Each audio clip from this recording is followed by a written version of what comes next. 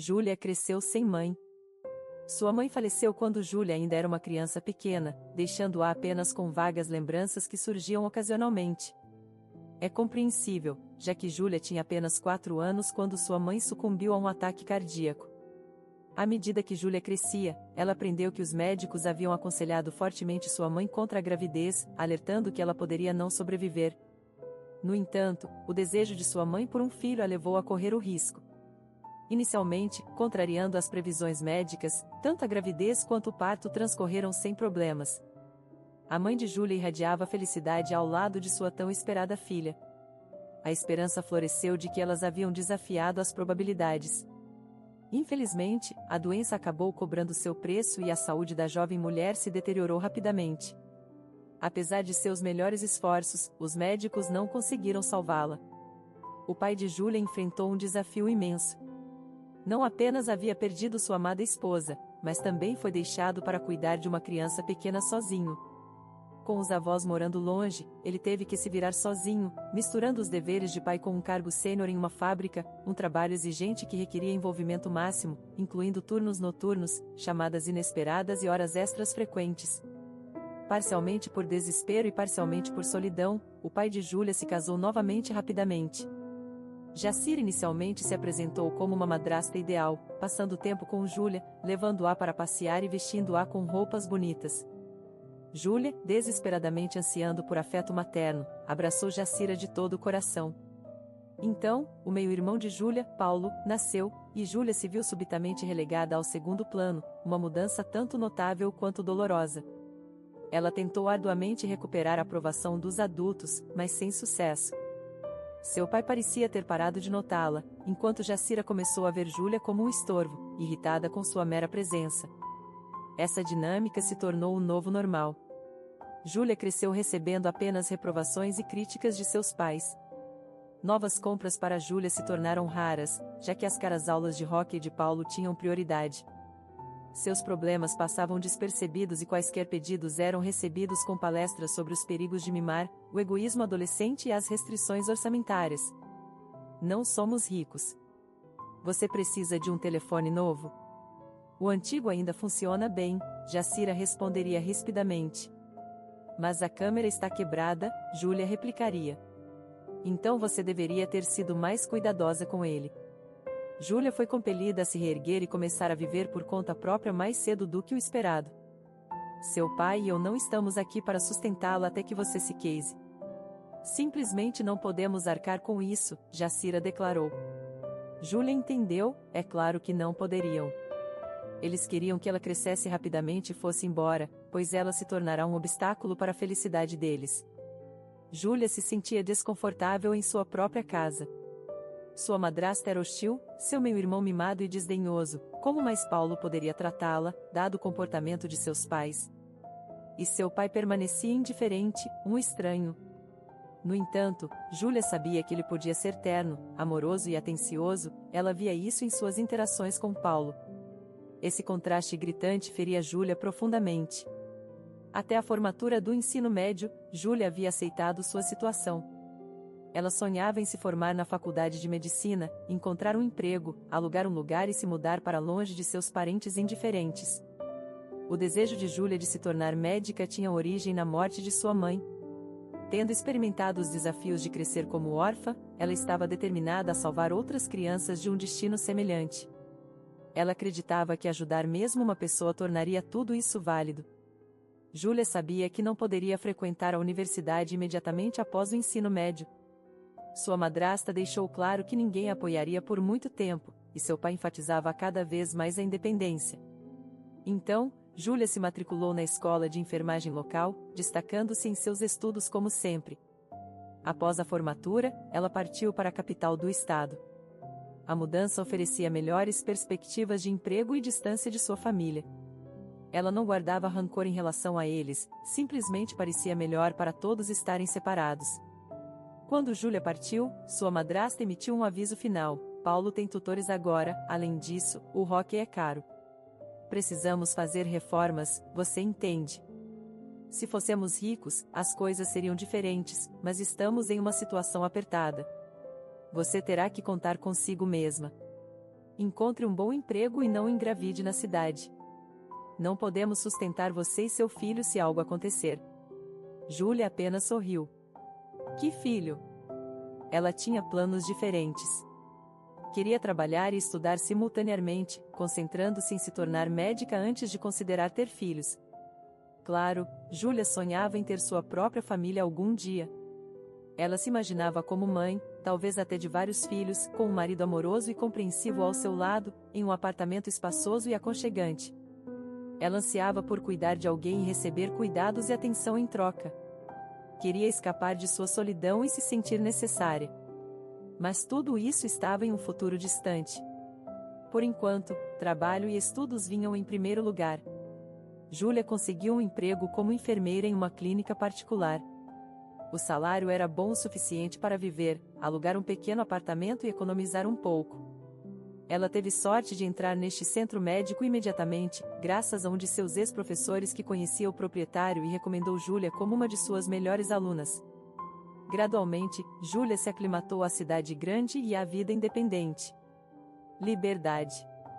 Ninguém ditava o que ela podia ou não pegar da geladeira. Ninguém a olhava com irritação. A sensação de estar sempre no caminho de alguém desapareceu. Júlia sentia como se um peso tivesse sido tirado de seus ombros. Ela havia sonhado muito com este momento, mas não poderia ter imaginado o alívio que sentiria.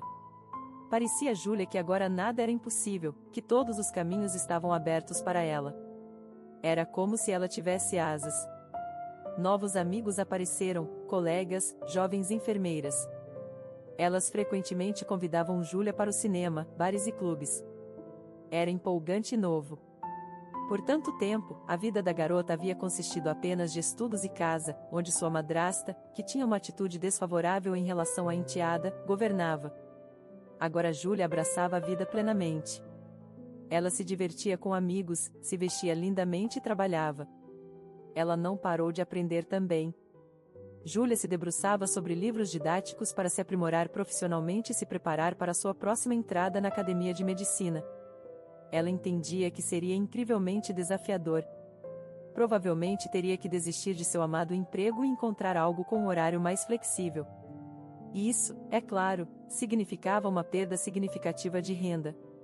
Os estudantes da academia de medicina têm pouca oportunidade de trabalho em tempo parcial, já que todo o seu tempo deve ser dedicado ao estudo. Júlia precisava economizar uma boa quantia para viver durante este período. Por isso, ela abriu uma conta bancária onde agora transferia uma parte significativa de seu salário todos os meses. De vez em quando, suas amigas a convidavam para viajar. Claro, ela queria ver o mundo, mas Júlia tinha um objetivo e estava determinada a alcançá-lo. Então Ricardo apareceu na vida de Júlia, e ela de repente pareceu esquecer seus planos, dominada por sentimentos fortes. Júlia conheceu Ricardo em um bar. Ela e as meninas tinham ido antes do fim de semana para ouvir música, conversar, rir, admitidamente, flertar e receber sua cota de atenção masculina. Era sempre tão revigorante. Enquanto as amigas de Júlia já estavam pensando em casamento, ela não queria nada sério ainda. A garota lembrava de seu objetivo, e relacionamentos, muito menos vida familiar, não se encaixavam em seus planos de forma alguma. Júlia pensava que sua mente prevalecia sobre seu coração e sinceramente se considerava esse tipo de pessoa. Até que ela conheceu Ricardo. Naquela noite no bar, a garota não o notou de início. Milena, uma amiga, estava descrevendo hilariantemente um conhecido, contando histórias tão engraçadas que toda a atenção de Júlia estava voltada para ela. As amigas riam até as lágrimas, Milena era realmente uma contadora de histórias e tanto. De repente, Júlia sentiu um leve toque em seu ombro por trás. Ela se virou e encontrou o olhar de belos olhos cinzentos. Neles, ela leu admiração, interesse, esperança. Era Ricardo, é claro. Júlia ainda não sabia seu nome. Ele era alto, de olhos cinzentos, vestido com estilo e bom gosto, figura atlética, sorriso charmoso e ligeiramente confuso que parecia bastante cativante, traços faciais refinados. Um homem assim poderia facilmente estrelar em um filme. Boa noite, disse o jovem, ligeiramente embaraçado. Parecia bastante cativante. Isto é para você, acrescentou, entregando a Júlia uma rosa, uma flor vermelha brilhante em um invólucro de celofane. Onde ele conseguiu isso? Júlia se perguntou. Mais tarde, Júlia saberia que Ricardo a estivera observando por um longo tempo antes de se aproximar. Ele gostava cada vez mais dela. Eventualmente, o jovem havia saído correndo do bar, caminhado até a orla e comprado uma flor de um vendedor ambulante. Aquela hora tardia, todas as floriculturas estavam fechadas, então ele teve que andar uma distância considerável para lá e para cá. Ele também havia se apressado, com medo de que durante sua ausência a bela desconhecida pudesse desaparecer. Foi um pequeno feito em nome de uma bela dama. Júlia mal podia acreditar que um homem tão bonito havia prestado atenção nela. Ela sabia que era atraente, mas o bar estava cheio de garotas muito mais bonitas que ela. No entanto, Ricardo havia se aproximado dela, e com esta flor obtida com tanta dificuldade. Eles deixaram o bar juntos naquela noite. A vigilante Milena pediu a Júlia que ligasse quando chegasse em casa. Era seu jeito de cuidar da amiga. Júlia sorriu. Era bom saber que alguém se importava com ela, e agora ela tinha não apenas uma amiga, mas também um potencial namorado. Tão bonito, impressionante, galante. Foi uma noite maravilhosa. Eles caminharam pela cidade até o amanhecer, conhecendo um ao outro, conversando, rindo. Descobriu-se que Ricardo não era muito mais velho que Júlia, mas já era dono de seu próprio negócio, uma loja de autopeças. Mais tarde, Júlia saberia que Ricardo havia recebido a loja de presente de seu tio, que também supervisionava o sobrinho, ajudando-o a se manter à tona. Mas naquela noite, Júlia de alguma forma decidiu que Ricardo havia conquistado tudo por conta própria. Talvez ela apenas quisesse acreditar nisso. Era o toque harmonioso final para sua imagem de um príncipe em um cavalo branco. Ricardo cobriu Júlia de elogios. A garota nunca havia ouvido tais palavras dirigidas a ela. Deixava-a tonta. Você é uma garota linda. Eu estava admirando você a noite toda, mas não tive coragem de me aproximar imediatamente, disse Ricardo, apertando suavemente a mão da garota. Eu estava com medo de que você pudesse me rejeitar, e suas amigas me intimidaram. Mas então percebi que não podia esperar mais. Não queria perder minha chance. Mais eloquentes que as palavras de Ricardo eram seus olhos. Ele olhava para Júlia de tal maneira que ela se sentia como a garota mais bonita do mundo. Única. Uma em 1 milhão. A melhor. Júlia nunca se sentirá tão desejada. Parecia que sua presença fazia Ricardo feliz. Júlia sentiu arrepios nas costas. É claro que Júlia permitiu que o rapaz a acompanhasse até em casa, e ela não se importou quando ele pediu para ficar até de manhã.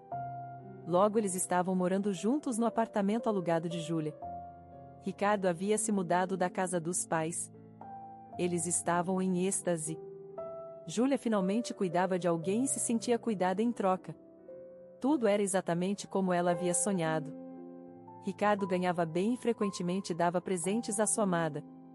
Ele gostava de pedir comida de restaurantes ou levar Júlia a cafés. Ele adorava surpresas.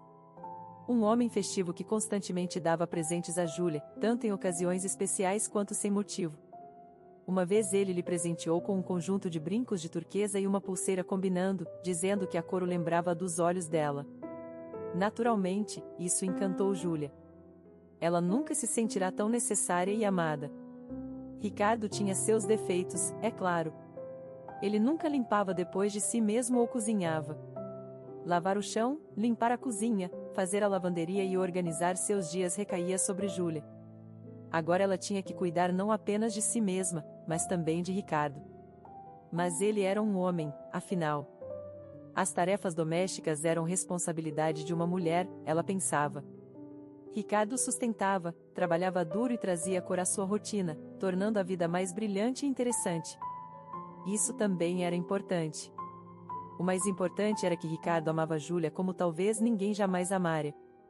Ele frequentemente expressava isso diretamente, sem medo como muitos homens, professando seu amor diariamente, dando presentes, olhando-a adoradamente e preparando surpresas. Então, de repente, veio a gravidez. Júlia não tinha intenção de se tornar mãe tão cedo. Ela estava pensando em se matricular na faculdade de medicina, mas isso aconteceu inesperadamente. Quando Ricardo soube da notícia, ele se alegrou, abraçando Júlia e girando-a pela sala. Isso é maravilhoso, exclamou ele, seus olhos brilhando. Pense só, nós teremos um filho. Eu vou passear com o carrinho, serei um pai maravilhoso e um grande exemplo para nosso filho. Filho? Nós não sabemos o que vamos ter ainda, Júlia respondeu. Claro que será um filho primeiro. Teremos um filho, depois outro e o terceiro será uma filha. Júlia sorriu. Com Ricardo, todas as suas dúvidas desapareceram. Ela também estava feliz com a gravidez agora, embora inicialmente a notícia a tivesse assustado e levantado muitas questões. E quanto à minha admissão na faculdade de medicina? E quanto aos estudos lá? Família e filhos são o que mais importa, Ricardo afirmou com autoridade. Seus estudos, para que servem? Você já ganha um bom dinheiro como enfermeira. E estudar, bem, imagine quanto tempo e esforço isso levaria. Você precisa disso? Estamos na idade de ter filhos e construir uma família. Júlia se viu concordando. Ela queria concordar.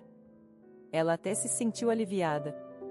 Agora não havia necessidade de pensar sobre matrícula ou combinar trabalho com estudos exigentes. Ela poderia aproveitar a espera pelo bebê e a proximidade de seu amado Ricardo. Júlia e Ricardo se casaram. O casamento foi modesto, apenas o jovem casal e os pais do noivo em um restaurante. O pai e a madrasta de Júlia não compareceram. Eles tinham que acompanhar Paulo em sua próxima competição de hóquei. É claro, seus pais não podiam perder um evento tão grandioso. Bem, era esperado e nem doeu, porque ela tinha Ricardo, e com ele nada era assustador. Júlia confiava completamente em Ricardo. Eles se mudaram para um novo apartamento, grande, luminoso, em um bairro prestigioso. Outro sonho de Júlia se realizou. Ricardo havia herdado este apartamento de sua avó. Seus pais não o haviam permitido morar lá independentemente até que ele se casasse. Agora que Ricardo era um marido com sua própria família, ele havia crescido o suficiente para se mudar para um apartamento separado. No entanto, precisava de reformas, e Júlia encontrou os fundos para isso. Eram suas economias, dinheiro que ela havia guardado para seus futuros estudos. Mas os planos haviam mudado significativamente. Agora seus estudos estavam adiados indefinidamente e o bebê estava a caminho. Ela queria trazer a criança para a casa da maternidade para um apartamento bonito e totalmente preparado. Você é uma garota tão inteligente por economizar dinheiro, Ricardo admirou. Estou tendo grandes problemas com a loja agora, o lucro é pequeno, tudo vai para o giro. Você é a salvadora da nossa família. Agora faremos uma reforma tão boa. Júlia estava genuinamente feliz e até orgulhosa de poder contribuir para a montagem de seu ninho familiar. Claro, ela estava acostumada a ter economias para dias difíceis, e agora esse dinheiro foi gasto, mas ela se sentia calma e confiante porque Ricardo estava por perto. Ele amava tanto e ao bebê que ainda não havia nascido. Ricardo era forte e confiável. Ele cuidaria deles. Então Caio nasceu.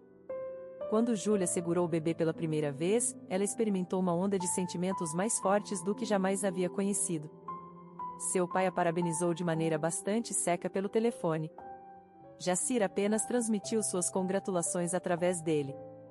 Nenhum dos dois parecia interessado no pequeno Caio. Bem, é claro, Paulo havia entrado na universidade, e não em qualquer universidade, mas na da capital. O orgulho da família. Júlia imaginou quanto dinheiro seus pais gastavam na educação dele.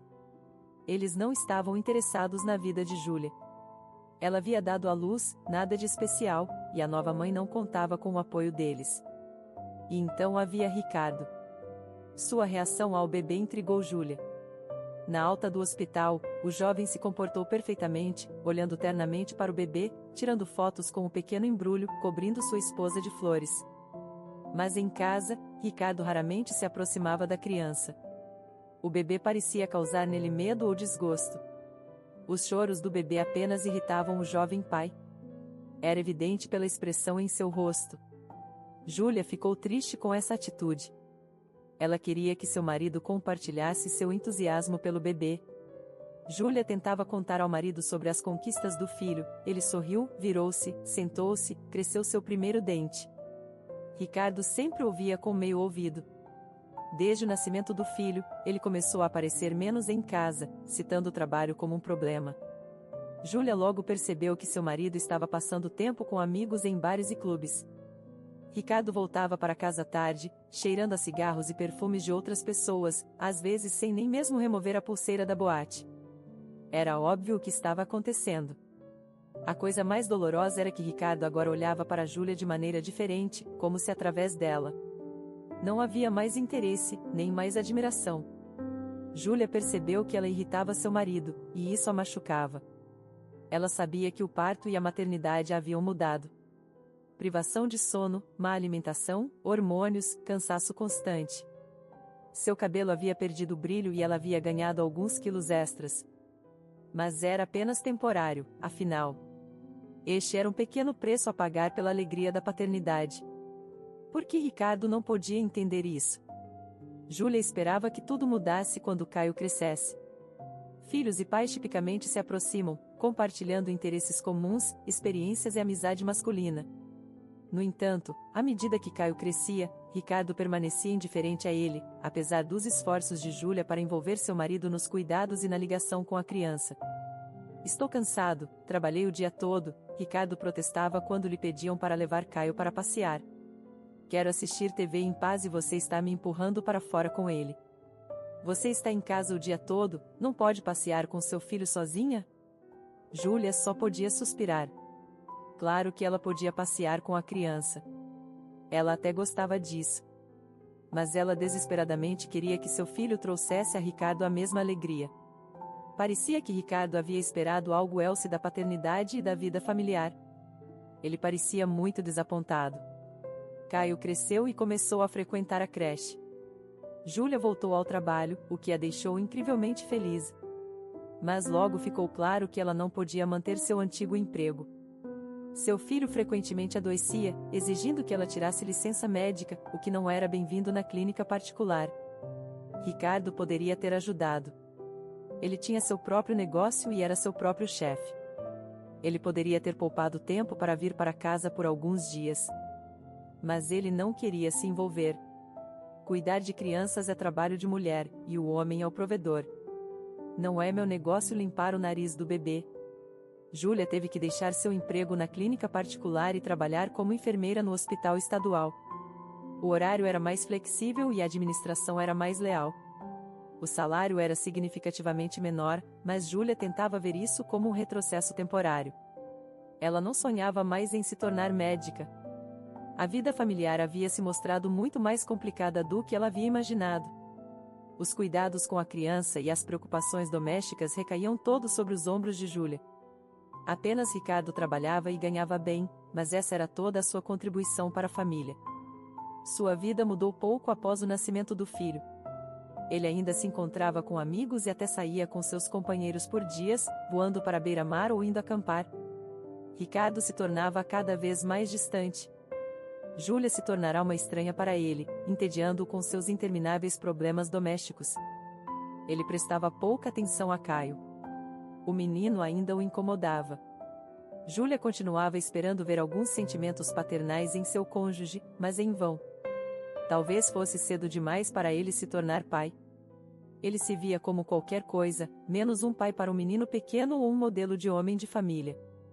Um empresário legal, um jovem festeiro, um grande amigo. As responsabilidades domésticas o deprimiam e sobrecarregavam. Ricardo nem mesmo tentava esconder isso.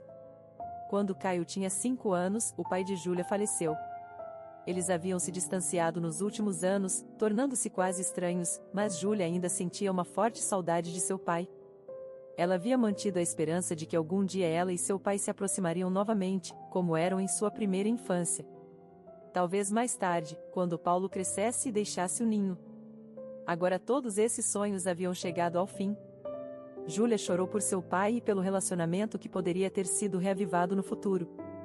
Ricardo se mostrou bastante bem durante esse tempo. Ele tentou apoiar sua esposa, confortou-a e, sem rodeios, lembrou-a do que seu pai havia feito à própria filha quando se casou com Jacira. Alguns meses depois, quando chegou a hora de dividir a herança, uma surpresa desagradável surgiu. De alguma forma, Jacira havia conseguido garantir que o apartamento permanecesse com ela e seu filho. Isso foi um golpe para Júlia. Ela havia contado com pelo menos uma reivindicação parcial sobre o espaço de vida, e agora ela se viu sem qualquer participação nele. Pelo menos Júlia havia se estabelecido com sua própria família. Ela, Ricardo e Caio viviam em um apartamento espaçoso, confortável e luminoso, com belas reformas. Eles tinham um teto sobre suas cabeças, o que provavelmente acalmava a consciência de sua madrasta. Júlia podia facilmente imaginar Jacira dizendo a uma amiga: "Eu me esforcei tanto por este apartamento. Cuidei do meu marido, dei à luz um filho. Tenho o direito de permanecer a única proprietária aqui."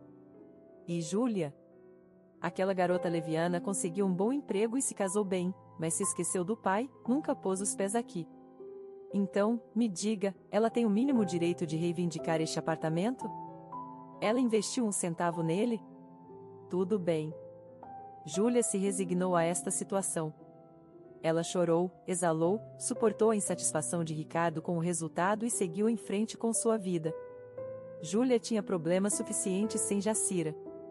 Seu trabalho era fisicamente exaustivo e mal pago. Caio estava constantemente doente, forçando-a a se insinuar com seus chefes toda vez que precisava de licença médica. E, o mais importante, seu relacionamento com Ricardo ficava cada vez mais tenso. Júlia tentava desesperadamente reacender os sentimentos de Ricardo. Ela cuidava de si mesma, ia à academia, atualizava seu guarda-roupa e lia numerosos artigos sobre psicologia familiar. Ela tentava envolver Ricardo em conversas interessantes e atividades planejadas para ambos. Tudo em vão. Ele se tornará inalcançável, distante, frio e indiferente. Parecia que Ricardo estava contente apenas com a mera presença de uma família. Uma esposa submissa que administrava tudo, limpeza, cozinha, cuidados com as crianças, sem causar estresse desnecessário. Um filho bonito e saudável. De fora, Ricardo parecia ser um homem de família ideal, o que ajudava seus relacionamentos comerciais a florescer. No entanto, ele claramente não tinha desejo de investir em sua família, fazer qualquer coisa por sua esposa e filho, ou prestar atenção neles. Ele preferia festejar com amigos, clubes e restaurantes, como se não tivesse tido o suficiente desse estilo de vida. Júlia gradualmente percebeu que seu marido poderia nunca superar essa fase. Talvez fosse simplesmente quem ele era. Uma vez, Júlia acreditou que os olhares admirados e as palavras cativantes de Ricardo eram reservados apenas para ela. Mas então ela testemunhou como ele interagia com colegas de trabalho femininas, olhando para cada uma delas como se fosse a mulher mais bonita do mundo. As mulheres ficavam visivelmente lisonjeadas com essa atenção. Júlia tentou numerosas conversas sinceras e francas com seu marido. Ela pensou que ele ouviria, afinal, eles uma vez se entendiam sem palavras. Mas cada tentativa terminava em uma discussão. Ricardo a acusava de violar seus limites pessoais, de ser chata e até mercenária. Ele lembrava a ela que ele era o único provedor e que eles viviam em seu apartamento. Ele exigia compreensão, liberdade e simpatia. Após tais conversas, Júlia se sentia sem valor e culpada. Ricardo sabia como ser persuasivo. O medo tomou conta de Júlia enquanto ela observava sua vida familiar desmoronar. Ou Ricardo havia se transformado em uma pessoa completamente diferente, ou Júlia finalmente havia aberto os olhos para vê-lo como ele realmente era, um impostor irresponsável, embora charmoso. Todas as tentativas de Júlia de salvar a situação apenas pareciam piorar as coisas. Então algo aconteceu que Júlia não pôde suportar. Era uma sexta-feira à noite quando ela correu para a loja depois do trabalho, precisando comprar mantimentos antes de buscar seu filho na creche. A geladeira em casa estava vazia e o jantar aguardava.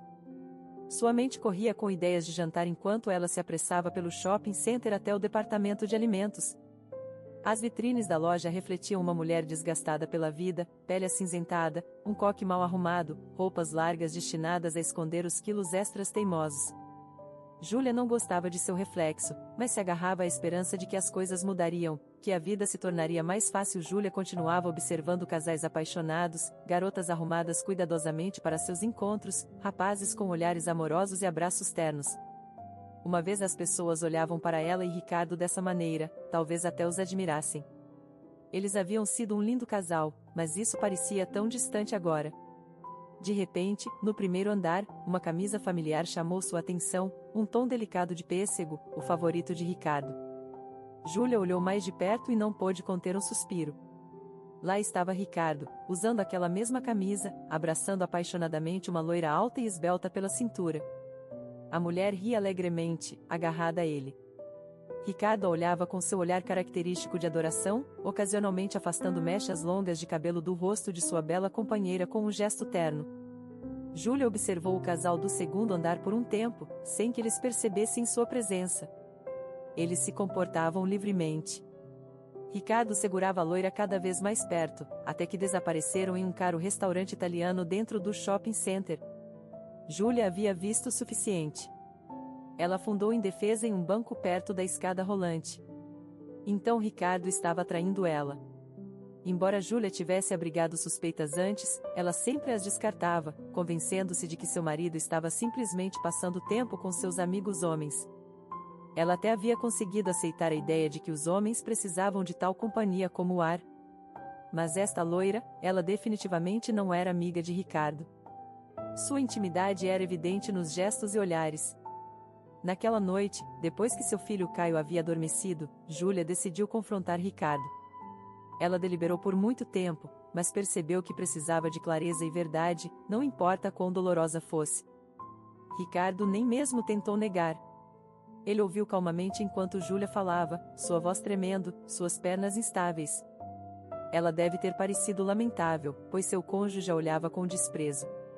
Bem, isso é ótimo, Ricardo finalmente disse quando Júlia ficou em silêncio. Você descobriu sozinha, poupando-me o problema de explicar. Sim, eu tenho outra mulher. Estou apaixonado por ela além das palavras. E sabe de uma coisa? Antes que você comece a protestar, deixe-me dizer isto: todos têm o direito de amar. Você não pode controlar seus sentimentos, pode? Nós nunca somos propriedade um do outro. Júlia afundou lentamente no sofá. Sua autoconfiança e aparente senso de justiça a atordoaram. Não havia sombra de constrangimento ou culpa em seu comportamento. Ricardo falou longamente naquela noite, apresentando a Júlia um fato consumado. Sim, eu tenho uma mulher que amo. Bonita, interessante, divertida, livre dos fardos da vida cotidiana. Com ela, posso discutir mais do que apenas contas e crianças. Ela está pronta para ouvir seu homem. Eu a amo, verdadeiramente a amo. Planejamos viver juntos neste mesmo apartamento. A mudança acontecerá dentro de alguns meses. E nos divorciaremos, porque ela está esperando o meu bebê. Precisamos resolver isso rapidamente. Mas e nós? Júlia gaguejou confusa. Sua cabeça girava com esta nova informação. Não só Ricardo tinha uma amante, mas ela estava grávida e planejando se mudar para este apartamento. O apartamento onde Júlia havia investido todas as suas economias em reformas. O apartamento que ela havia considerado seu. Caio nasceu e foi criado aqui. Ele adorava seu quarto. Como isso podia ser? Ricardo deu de ombros. Você não é a primeira nem a última a se divorciar do marido. Você tem um emprego, você alugará um apartamento.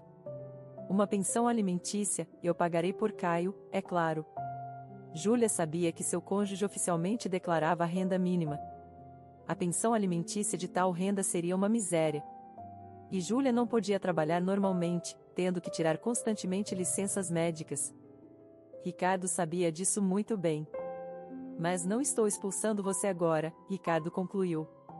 Não sou um monstro como você tenta me fazer parecer. Você encontrará um apartamento.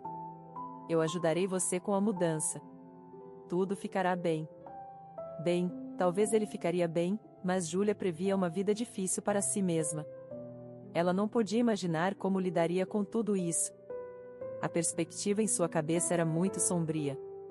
Júlia se sentia tão sozinha, tão fraca e desamparada. E ninguém precisava dela novamente. Só que agora ela não era responsável apenas por si mesma. Ela estava com Caio, e Júlia sentia que era uma mãe terrível. Bons pais podem fornecer a seus filhos tudo o que eles precisam, mas o que Júlia podia fazer? A mulher começou a procurar um apartamento adequado. No entanto, nada dava certo para ela, não com seu salário.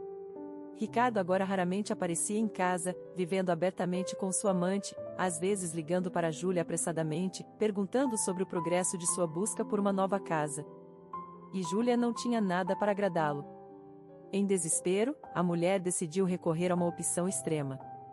No dia anterior, uma história muito incomum havia acontecido com ela. A mulher trabalhava como enfermeira no hospital regional, onde pacientes das aldeias eram trazidos.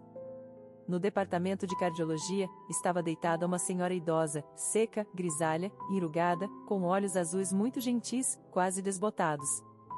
Júlia sentia pena desta mulher.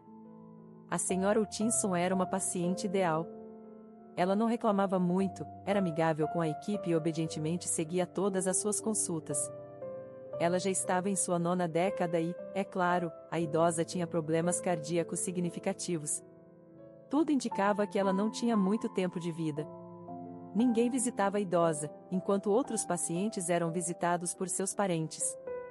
Júlia sentia pena dela. Ela lhe dava algo para comer ou conversava com ela. Não era especialmente agradável e valioso para uma pessoa solitária se comunicar com ela. Júlia logo soube que a senhora Hutchinson uma vez teve uma grande família, uma filha e 2 filhos, e um marido amado. E então o destino começou a golpear, um golpe após o outro. Primeiro, seu marido faleceu. Ele não era velho ainda, mas foi assim que aconteceu. O homem não cuidava de sua saúde e trabalhava duro. Então o desastre atingiu seu filho mais velho, que havia escolhido a profissão militar e conhecia os riscos que estava correndo. Mais tarde, seu irmão morreu afogado. A filha se casou com um estrangeiro e partiu. No início, ela ligava para perguntar como sua mãe estava. Então ela esqueceu completamente sua família. A senhora Hutchinson supôs que ela tinha uma boa vida lá, então não queria pensar no passado. A senhora Hutchinson ficava feliz por ela e não se ofendia. E assim aconteceu que havia uma grande família, 3 filhos, e agora não havia ninguém por perto. A senhora Hutchinson balançava a cabeça tristemente enquanto contava a Júlia sua história trágica. Júlia olhava para a paciente idosa agora com olhos completamente diferentes. Como uma pessoa pode sobreviver a tanta dor? Júlia frequentemente conversava com a senhora Hutchinson. Logo, a idosa sabia muito sobre a jovem enfermeira. Ela sabia que Júlia havia crescido sem mãe, que sua madrasta a havia deixado sem um apartamento, e ela sabia sobre seus problemas com o marido. E, é claro, Júlia contou à sua paciente favorita sobre seu sonho, o sonho não realizado de se tornar médica. Eu vivi neste mundo por muitos anos, disse a senhora Hutchinson quando Júlia lhe contou pela primeira vez o que queria se tornar, e sei uma coisa, se você quer algo terrivelmente, definitivamente acontecerá. Não sei como funciona, mas estou lhe dizendo com certeza, acontecerá. E é isso. E então, um dia, Júlia entrou para seu turno e ficou surpresa ao ver que a cama da senhora Hutchinson estava vazia. A enfermeira disse que a idosa havia falecido durante a noite. Júlia sentiu uma dor, um vazio em seu coração, como se tivesse perdido um ente querido. E assim foi, pois a senhora Hutchinson era a única que a havia escutado tão atentamente e com tanto interesse. Ela se compadecia e simpatizava com Júlia, e até conseguia encontrar palavras encorajadoras. Um pouco mais tarde, uma coisa surpreendente veio à tona. Descobriu-se que a senhora Hutchinson havia deixado para Júlia sua casa de campo na aldeia e havia escrito um testamento para a enfermeira. Uau, isso é inesperado, Júlia compartilhou suas impressões com seus colegas. O que há de tão inesperado? Perguntou Catarina, uma jovem médica. Ela não tem ninguém, ninguém mesmo. E aqui está você. A velha ficou feliz que alguém a estivesse ouvindo. Os idosos precisam de muita atenção. Você iluminou seus últimos dias e ela agradeceu. Você não pode levar sua velha casa para o outro mundo, de qualquer maneira, e a velha senhora entendeu isso. Que sorte a sua! Sorte, de fato, Diana, a enfermeira-chefe, sorriu sarcasticamente. O que Júlia fará com essa sucata no meio do nada? A casa de uma senhora tão idosa é uma ruína, definitivamente. Eu nem olharia para isso. Dirigir 2 horas até esta aldeia para olhar um barraco enegrecido e murcho? Não, obrigada. Tenho coisas melhores para fazer. Os outros compartilharam a opinião de Diana. Todos concordaram que a herança não valia 1 centavo, e Júlia pensou o mesmo. É claro, ela quase havia esquecido que era dona da casa da aldeia, mas considerando as novas circunstâncias, ela teve que se lembrar. Júlia tirou uma folha da pasta com os documentos que a senhora Hutchinson havia anexado ao testamento, a última mensagem da velha senhora. Um pedaço de papel amarelado de seu caderno escolar. Você é uma boa pessoa, Júlia, só muito indefesa. Você não tem ninguém além de seu filho pequeno, e é assim que você e eu somos parecidas, ambas solitárias. Você precisa de ajuda, apoio. Deixe que minha pequena casa seja essa ajuda. Não sei se você algum dia precisará da minha cabana, se os tempos ficarem difíceis, vá para o campo. É uma casinha miserável, mas você pode viver lá, e há boas pessoas ao redor, vizinhos, eles não deixarão você passar necessidade. E à vista da janela, você entenderá o que quero dizer quando ver por si mesma. É importante. À vista, lembre-se. Você entenderá. E Júlia, menina, não abandone seu sonho, siga-o. Isso lhe dará força. Você escolheu o caminho certo e tem força suficiente. Você consegue. Muito da carta era incompreensível e estranho, mas Júlia sabia que a senhora Hutchinson havia escrito enquanto estava em uma condição grave. Naturalmente, seus pensamentos estavam confusos. Ainda assim, mesmo em seus momentos finais, a velha senhora estava pensando em Júlia, tentando fazer algo bom por ela. Isso significava muito. No fim de semana seguinte, Júlia arrumou uma mochila com provisões e, junto com Caio, dirigiu-se para a estação. Após uma viagem de trem de 2 horas, a mulher e o menino desembarcaram em uma estação coberta de grama alta e arbustos. O lugar parecia bastante negligenciado, mas estranhamente aconchegante. Então esperaram meia hora no ponto de ônibus. Um ônibus empoeirado e barulhento deixou os passageiros da cidade perto da aldeia onde a casa recém-herdada de Júlia estava localizada. Júlia havia decidido inspecionar sua propriedade finalmente. E se a casa ainda fosse habitável? Mesmo assim, a questão da mudança permanecia incerta. Ela precisava determinar se havia trabalho disponível na aldeia ou nas proximidades. Somente se tudo desse certo, o que Júlia honestamente mal esperava, ela e Caio se mudariam e começariam uma nova vida. Júlia gostou da própria aldeia, ruas largas e limpas, casas arrumadas e um cheiro indescritível no ar. Ela respirava fácil e livremente aqui, ao contrário da cidade. Lá estava sua nova casa, velha certamente, mas charmosa na aparência. O jardim exuberante não era surpreendente, sua dona havia passado muito tempo no hospital. Embora ela evidentemente o tivesse amado muito antes. Flores, bancos e até gnomos de jardim espreitavam por entre a vegetação. Por dentro, a casa era pequena. Móveis antigos, toalhas de mesa e rendas adornavam cada superfície. A senhora Hutchinson devia valorizar a limpeza e o aconchego. Lembrando-se da idosa, Júlia sorriu.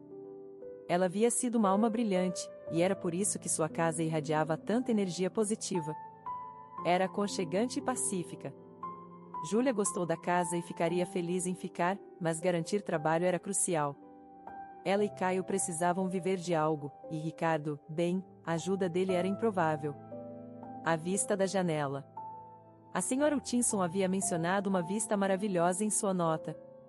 Júlia verificou todas as janelas. Jardim, vizinhos, cercas, nada de especial. Até que ela chegou ao quarto dos fundos.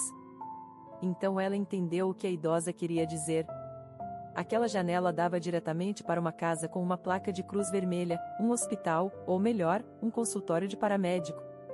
É claro, talvez Júlia pudesse encontrar trabalho a apenas alguns passos de casa. E que trabalho perfeito seria! Deixando Caio na casa com instruções estritas para não sair, Júlia foi até o prédio vizinho. Agora, para descobrir se eles precisavam de trabalhadores, ela pensou. Júlia sabia que as aldeias frequentemente careciam de pessoal médico, já que a maioria preferia as grandes cidades. Júlia bateu cautelosamente. Um homem carrancudo de cerca de 35 anos, com barba e jaleco branco, apareceu. Você não é daqui, ele disse. Os locais não batem, eles simplesmente entram. Bem, entre. Júlia entrou. Era uma sala comum convertida em consultório médico. Um sofá coberto com oleado perto da janela, uma mesa empilhada com documentos médicos e um armário com instrumentos e frascos brilhantes atrás de portas de vidro. Sente-se, disse o homem, estudando Júlia. O que está incomodando você? Oh, não, Júlia sorriu. Não é isso. E ela brevemente delineou sua situação. Ela contou a ele sobre a Sra. Hutchinson, sua herança e explicou sua necessidade de trabalho. Tenho extensa experiência como enfermeira. Sou competente em todos os deveres de enfermagem, não tenho medo de trabalho duro e sou habilidosa na comunicação com pacientes. Tenho certeza que é. O homem sorriu pela primeira vez, seus olhos se aquecendo. Se você não soubesse conversar com pacientes, a Sra. Hutchinson não teria deixado sua casa para você. Ela sabia ver através das pessoas. Então, você precisa de pessoal? Certamente precisamos, desesperadamente. Sou o único em toda a aldeia e área. Não consigo dar conta sozinho. Estou lutando para abrir um posto de paramédico oficial aqui, mas eles continuam respondendo que não é permitido, não há pessoal suficiente e assim por diante. E isso, Júlia olhou ao redor, não é o centro médico? Isso? Eu o fundei voluntariamente. Estamos operando em pequena escala. Estou trabalhando sozinho, mas não posso contratar ajuda. Que médico concordaria em trabalhar no meio do nada por uma ninharia? Bem, eu, por exemplo, disse Júlia. Não posso oferecer a você um salário decente como na cidade, embora eu gostaria, o homem de jaleco branco advertiu. Sim, eu entendo. Desde que haja o suficiente para o pão. Bem, certamente é o suficiente para isso. Então, o que você me diz? Sim, Júlia assentiu com um sorriso. E suponho que seja a hora de nos apresentarmos adequadamente. O homem se apresentou como Bruno. Ele explicou que uma vez trabalhou como médico na cidade, mas decidiu retornar à sua aldeia natal. Ele havia se cansado do rebuliço urbano e se sentia atraído por sua pequena terra natal, especialmente porque as pessoas aqui precisavam de sua ajuda. A clínica mais próxima ficava no centro do distrito, a 1 hora de distância. Todos os dias traziam novos problemas médicos, então Bruno ajudava seus vizinhos em uma base literalmente voluntária. Bruno havia convertido metade da casa em um improvisado consultório de paramédico, vivendo sozinho na outra metade. Júlia não perguntou de onde vinha o dinheiro, mas Bruno entendeu sua curiosidade não expressa. Como ex-cirurgião altamente pago, ele tinha economias para comprar os medicamentos e instrumentos necessários. O chefe da comunidade também ajudava, alocando fundos do orçamento quando possível. A história parecia estranha e improvável para Júlia, mas ela gostou imensamente de Bruno. Uma aura de calma emanava dele, e seu olhar caloroso traía um coração bondoso. Júlia encontrou um emprego na aldeia, para seu deleite. Ela brevemente retornou à cidade para empacotar seus pertences, então ela e Caio se mudaram para a casa que haviam herdado da gentil Sra. Hutchinson, e um novo capítulo começou para ambos. Júlia logo conheceu seus vizinhos. A Sra. Hutchinson estava certa, eles eram pessoas gentis e prestativas que imediatamente aceitaram a nova enfermeira como uma delas. Júlia trabalhou ao lado de Bruno com entusiasmo, fazendo curativos, imobilizando entorses e aplicando injeções. Através deste trabalho, ela rapidamente se familiarizou com toda a aldeia. Bruno elogiava a habilidade e capacidade de sua nova colega, frequentemente dizendo que ela deveria ter se tornado médica e terminado seus estudos. Você tem bons instintos e mãos capazes, ele diria, balançando a cabeça. Você seria uma excelente médica. Júlia apenas balançava a cabeça em resposta. Seu sonho de longa data agora parecia bastante inalcançável. Os aldeões amavam e respeitavam Bruno, procurando-o não apenas para ajuda médica, mas também para conselhos. Os homens locais frequentemente convidavam o médico para se juntar às suas reuniões, mas ele invariavelmente recusava. Ele não bebia nada, embora fumasse muito. Apesar de sua aparente severidade e taciturnidade, Bruno era um homem gentil e sensível. Ele rapidamente encontrou terreno comum com Caio. Bruno adorava crianças em geral. Seus olhos imediatamente se suavizavam e um sorriso aparecia em seu rosto à vista dos pequenos. O médico mantinha balas em seus bolsos para tais encontros, e as crianças da aldeia retribuíam seu afeto. Embora Júlia e Bruno trabalhassem lado a lado, ela não sabia quase nada sobre seu passado. Ele preferia não discutir sobre si mesmo. O único tópico sobre o qual ele falaria por horas era sua luta contínua para abrir uma clínica na aldeia. Bruno travava uma batalha implacável com os funcionários, apelando para todas as autoridades. Ele contratava advogados e estava constantemente envolvido em processos judiciais. Esses assuntos frequentemente exigiam que ele visitasse a cidade. Júlia se maravilhava com o entusiasmo com que ele defendia os direitos de seus companheiros aldeões e tinha pouca dúvida de que seus esforços eventualmente dariam frutos. Uma noite, Bruno bateu na janela de Júlia. Isso era uma ocorrência rara, sinalizando que alguém na aldeia precisava urgentemente de atenção médica e Bruno não conseguia lidar sozinho. Ela estava dormindo há algum tempo, mas ao ouvir a voz de seu chefe, acordou imediatamente e alisou seu cabelo, não querendo que Bruno a visse desarrumada. Júlia tentava não admitir para si mesma, mas ela estava atraída por Bruno. "Vou me vestir e já vou", Júlia gritou para Bruno. "Tudo bem, apenas se apresse. É uma situação e tanto, uma verdadeira emergência." Assim que chegou ao consultório, Júlia entendeu a situação. No sofá estava deitada Rebeca, contorcendo-se de dor e agarrando sua enorme barriga com braços magros. Estava claro que o trabalho de parto havia começado cedo, e Rebeca estava carregando os gêmeos. "Você chamou uma ambulância?", Júlia perguntou, esforçando-se para manter sua voz firme. Não havia necessidade de assustar ainda mais Rebeca. "É claro", Bruno respondeu. "Mas você sabe que pode levar 1 hora ou mais para eles chegarem até nós. E já há dilatação significativa. Rebeca não vai esperar por eles para dar à luz os bebês. Você já lidou com algo assim antes?" "Não", disse Júlia, empalidecendo. "Nem eu. Na verdade, sou neurocirurgião, mas não temos escolha. Somos os únicos profissionais médicos aqui." Bruno já havia preparado tudo necessário: instrumentos esterilizados, água fervida e toalhas limpas empilhadas. Era perigoso, muito perigoso. Com os gêmeos, não havia como saber como o parto progrediria, e eles não podiam fazer um ultrassom ou CTG em Rebeca. Eles tinham que proceder quase às cegas. A primeira a nascer foi uma menina. Bruno assistiu ao parto habilmente, pegou o bebê e o entregou à atordoada Júlia, que envolveu o recém-nascido em uma toalha. A menina era minúscula, prematura e azul. Ela não chorou, um corpo flácido sem sinais de vida. Pela primeira vez em sua vida, Júlia começou a reanimar um bebê, um prematuro. Ela limpou a boca do bebê de muco e começou a esfregar o pequeno peito para estimular os pulmões. Finalmente, o bebê abriu os olhos e deu um fraco guincho. Júlia exalou aliviada. Era uma vitória. Naquele momento, Bruno segurava o irmão recém-nascido em seus braços.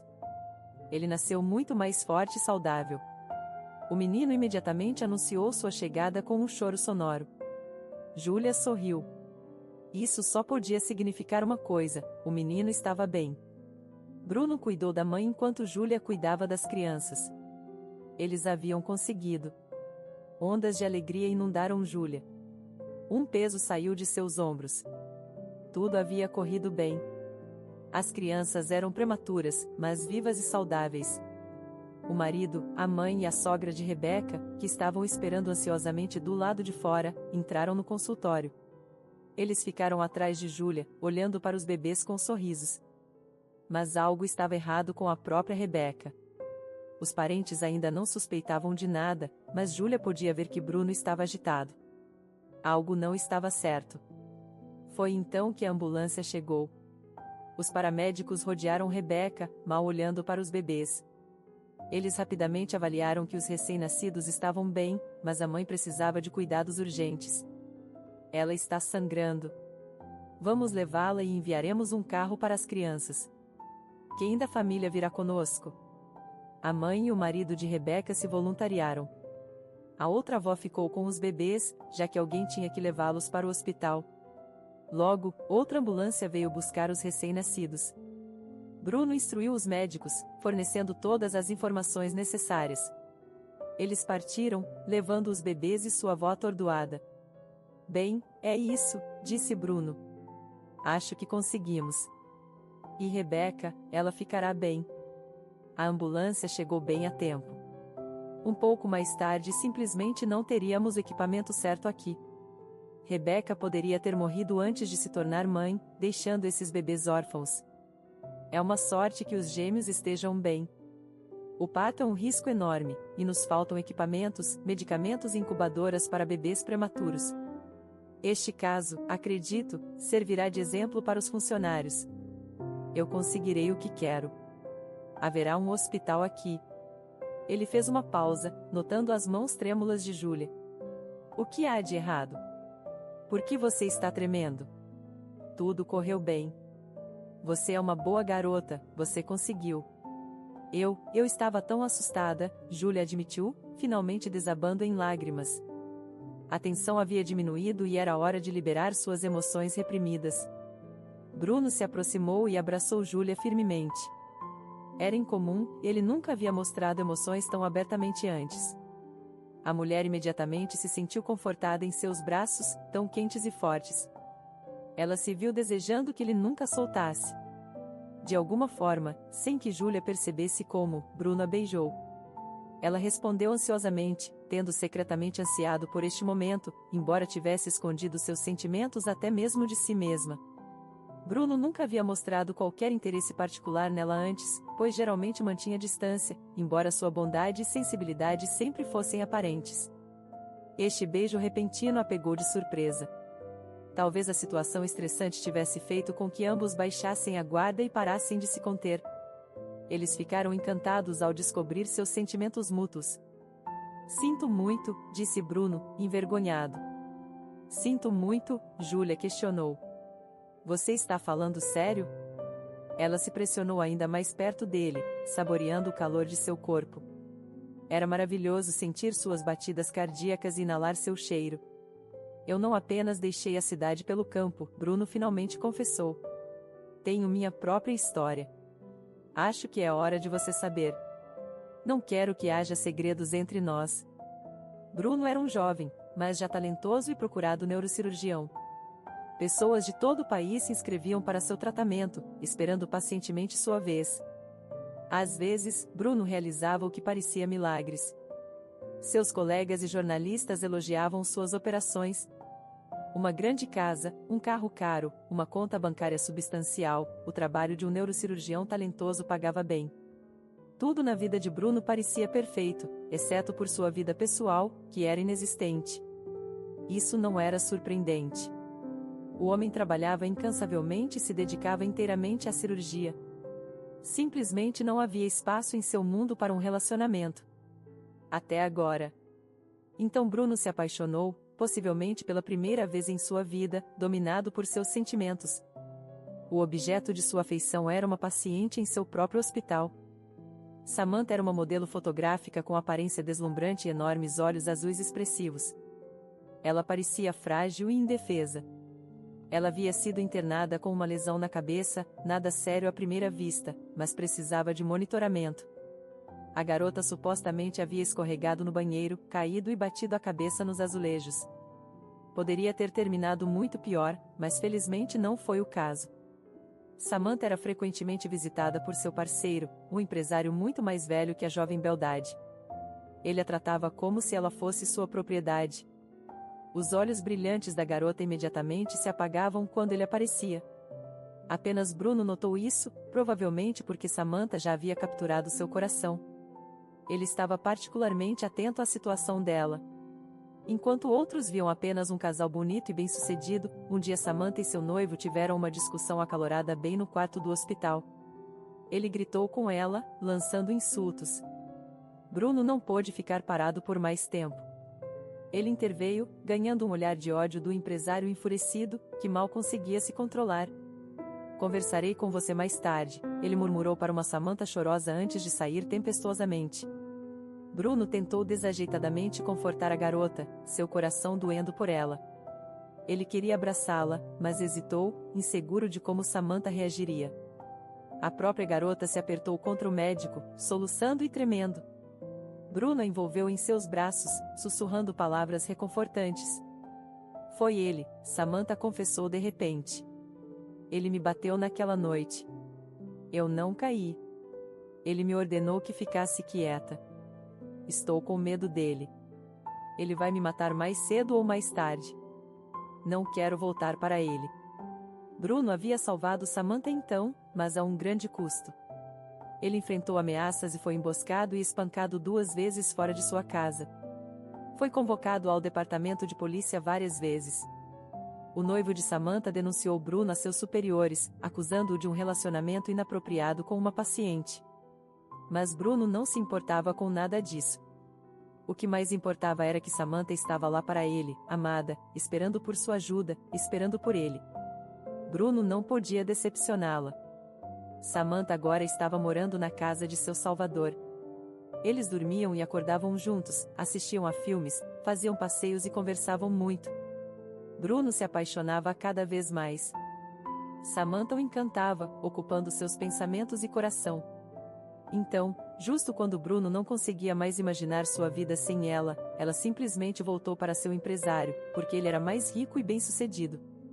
Descobriu-se que Samantha estava disposta a tolerar alguns inconvenientes pelo bem disso. Bruno não pôde aceitar por muito tempo que ela não o amava verdadeiramente. Seu coração estava partido. Ele não podia mais viver onde tudo lembrava dela, então deixou seu emprego e retornou à sua aldeia natal, para a casa de onde ele havia partido uma vez para a cidade para estudar, trabalhar e construir uma vida. Seus pais já não estavam vivos, mas a casa parecia um velho amigo ou até mesmo um parente. Aqui, Bruno encontrou consolo nas paredes familiares. Ele não queria voltar à sua antiga vida. Ele estava curando suas feridas e voltando a si aqui. Eram seus lugares nativos, rostos familiares da infância, silêncio, calma e um ritmo de vida totalmente diferente. Ninguém conhecia a história de Bruno. As pessoas pensavam que ele simplesmente havia sido atraído de volta às suas raízes. Acontece com as pessoas com a idade, raciocinaram, embora parecesse estranho para os vizinhos. Bem, eles imaginaram, os ricos têm direito às suas excentricidades. Bruno não pôde ficar ocioso por muito tempo. Ele percebeu que não havia lugar na aldeia onde as pessoas pudessem obter ajuda médica, então começou sua luta. Ele sabia que seria uma longa batalha. Afinal, é da natureza humana adoecer e se machucar, e as pessoas precisavam de ajuda agora. Então ele abriu um centro médico improvisado, usando suas economias para comprar o que podia pagar. Me estabeleci aqui pensando que nunca sairia, disse Bruno, segurando Júlia mais apertado, como se temesse que ela pudesse desaparecer. E aqui está você. Tão gentil, tão boa, tão franca. Você se importa com as pessoas tanto quanto eu. É como se eu tivesse encontrado uma alma gêmea. Eu sinto mesmo, Júlia sorriu. Júlia deslizou para debaixo do cobertor e fechou os olhos. Amanhã, pensou, finalmente conseguirei meu diploma de medicina. O sonho se realizou. Graças a Bruno também. Estamos juntos há tanto tempo e parece que nos amamos mais a cada dia. É maravilhoso. A essa altura, Bruno havia conseguido abrir um pequeno hospital na aldeia. O caso de Rebeca com seus gêmeos havia jogado a seu favor nessa luta. A clínica estava alojada em um prédio de 2 andares do antigo bar.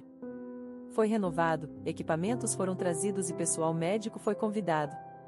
Com um senso de realização, Bruno e Júlia retornaram à cidade. Agora eles eram uma família. Caio não podia acreditar em sua felicidade por muito tempo, e nem sua mãe. Bruno, como queria, voltou ao trabalho, continuando a realizar cirurgias, dando às pessoas saúde e uma chance para uma vida plena. E Júlia, ela entrou na faculdade de medicina, ainda determinada a realizar seu sonho. Bruno apoiou nesse esforço e até ajudou a se preparar para os exames de admissão. Muito em breve, Júlia, uma terapeuta certificada, se juntará ao marido no hospital como especialista e começará a trabalhar. Caio cresceu e assegura aos pais que ele também seguirá seus passos e se tornará médico, embora ainda não tenha decidido sua especialização. Bruno estava orgulhoso da decisão de seu enteado. Teremos nossa própria dinastia, filho, exclamou ele. Júlia sabia que seria assim. Tudo estava indo ainda melhor do que ela havia sonhado.